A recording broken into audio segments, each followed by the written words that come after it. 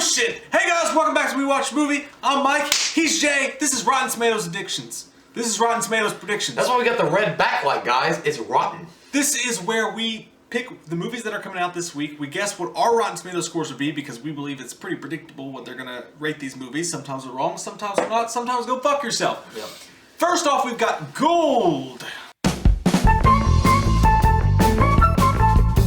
I love Gold! You know what? Matthew McConaughey is in it, and based on the trailer, it looks pretty fucking good. It is Oscar bait, though. It's one of those those extreme transformations of an actor. Basically, he's a guy, he's down on his luck, he's nasty, he's grody, he's got fucked up What's the guy's name from... His hair's fucked up. Who's Tom Cruise playing Tropic Thunder? Les Grossman. He looks like Les Grossman. Yeah. He looks like Les Grossman, He likes Diet Coke. So his character, he's down on his luck. He steals a couple watches from his girlfriend who doesn't believe in him. He takes him to the fucking pawn shop. He finds his gold that he was looking for. And he founds the beers. He finds it all. And he finds all this gold and he becomes super fucking rich. Like billionaire rich, goes crazy. He finds all the diamonds. He pets a tiger. It's crazy. It's weird. And then all of a sudden the FBI shows up and everybody takes his money away. It's that classic. In these movies, every single time they do one of these movies, The Founder, Wolf of Wall Street, it's That's like what I'm saying. In that whole vein. It looks like Les Grossman meets Wolf of Wall Street. Yeah, well, based on the trailer alone, it looks good. I mean, I'm not going to say that it's going to be worthy of like a 10, but it definitely looks worthy of an 8. I want to see it. Yeah, I think my rating is probably going to be 7.5 to an 8.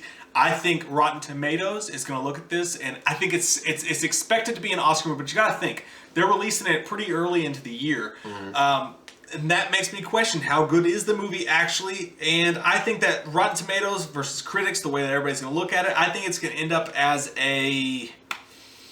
Tell me, Diane Sawyer. 60% fresh.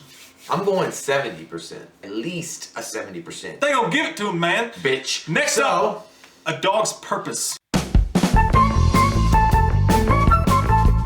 You know what, guys? A Dog's Purpose, and as laughable as that title sounds, watching the trailer, I felt myself intrigued and enamored by the idea of what they were going with. Because a dog, this dog, okay, look who's talking now. We all know that. You give the voice to the dog. And Homeward Bound, yeah. But in this one, it's like, it goes a little bit deeper because it's like a dog is reincarnated every time. That's crazy, man. They went deeply I like that, though. with this shit. But I like that. It's like, you know, he's learned so much, this dog, from one life to the next as he dies and he grows and learns more, and he, you know, has these families that adopt him or are part of his life. I liked it, man. And you know, obviously this is a tearjerker bait. Oh, shit. You know, you say Oscar bait, this is tearjerker bait. Oh, shit, man. Oh, shit. Yes. You know, and you're going to wind up finding out that at the end of the movie, when he's finally reincarnated for the last time, it's Tom Cruise.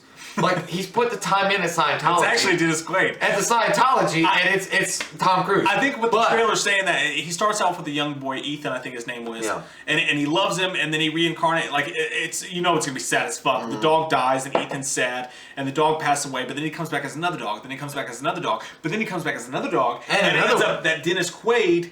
I think they're trying to hint that Dennis Quaid is Ethan, and he comes back as his dog. I can see that. Well, there's that scene where like he does the same. He jumps on his back and catches a frisbee. And he's like, and he gets that look like, how did you know how to do that? And then Dennis Quaid is like, oh my god, is this that dog? And it's Homeward Bound because you hear the dog thinking, he's like, how does bacon fit into all this? Which is what we all want to know. That's true. Like, why do you guys like bacon bits? This movie is really strange when it comes to Rotten Tomatoes because it's that typical, like you said, tearjerker. It's a kids movie. Kids are gonna love it. There's gonna be a lot of crying. There's gonna be a lot of drama. But at the end, when you're talking about reincarnation and all this like religious shit, and then Dennis Quaid, I don't know how reviewers are gonna take to it. I think it could be. It could go any. This movie could go. It could be 100%. It could be a 0%. It could piss people off. I don't think so.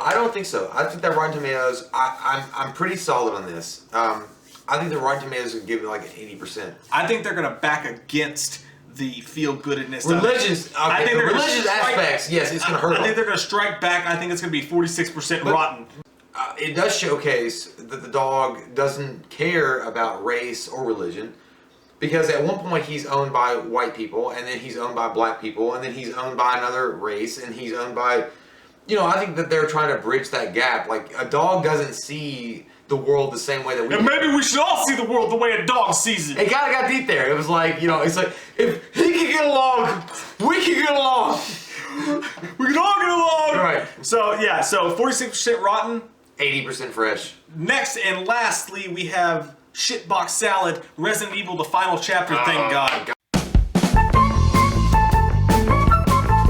God damn, man. And you know what, though? They call it the final chapter, but is it? No. I hope it is. Okay.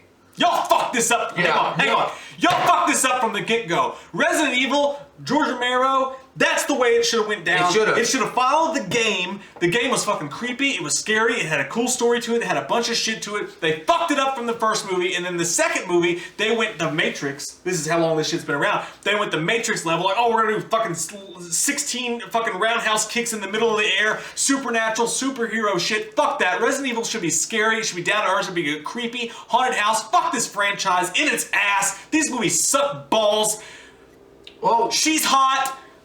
But fuck this movie, dude. I think it's gonna be 15% rotten. Tell me how you really feel. What? So, Resident Evil was one of the first games that I ever fucking rented when PlayStation came out. I loved the game. The story, the atmosphere, everything that was about it was great. They came along and Mila Jovovich gets cast. I don't give a shit. Great. But we get nothing that is even remotely similar to the game. We get some kind of hints and snippets of it, but nowhere near the same. The final chapter is here.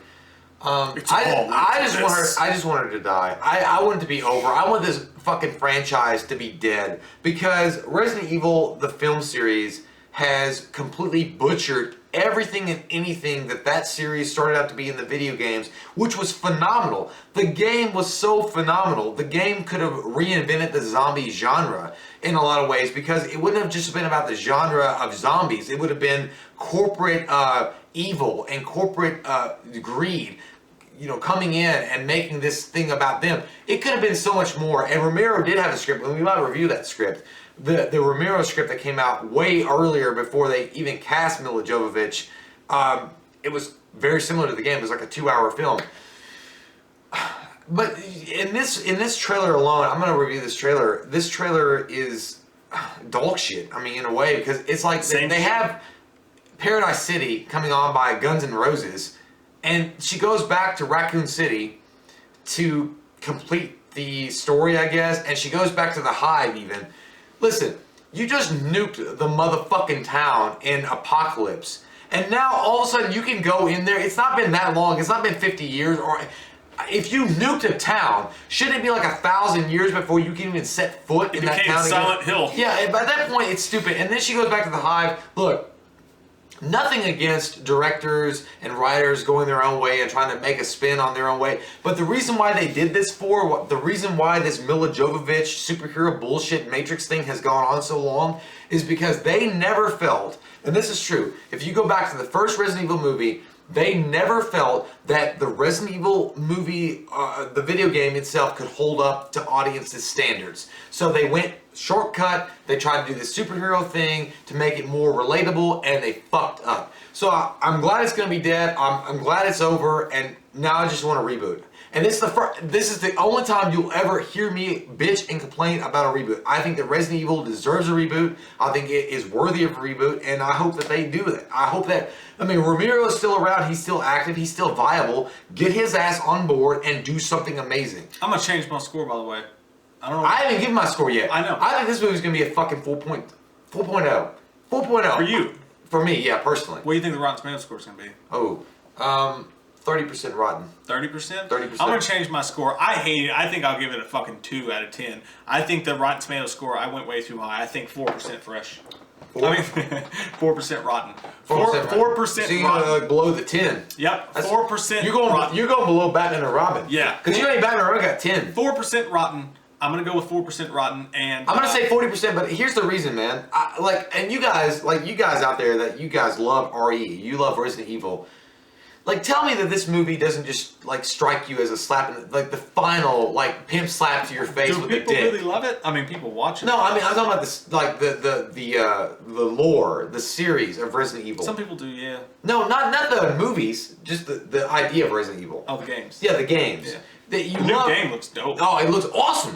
But, having, the games, and you guys are in love with the games, and the story that they presented, and then having this fucking like bastardized on film and what they've done so far, like, aren't you guys ready for them just to be done with it so they can reboot it? Wouldn't this be one movie that you'd be like, yes, let's reboot this shit? That's the question of the day. Comment down below, let us know what your all's thoughts are on that and the other scores. What are your predictions for Rotten Tomatoes? Comment down below. Follow us on Instagram. We post the results. I got very deep there. I felt like crossfire. We post the results on Instagram at We Watch the Movie and on Twitter at We Watch the Movie. We love your fucking faces, and if you're new to the channel, click that subscribe button and get some goddamn wham opinion. Oh man, I forgot, man. I wanted to ask you about the. I said goddamn! I forgot to do that earlier. That's what I feel about that. You spelled it. Get out! Just get out!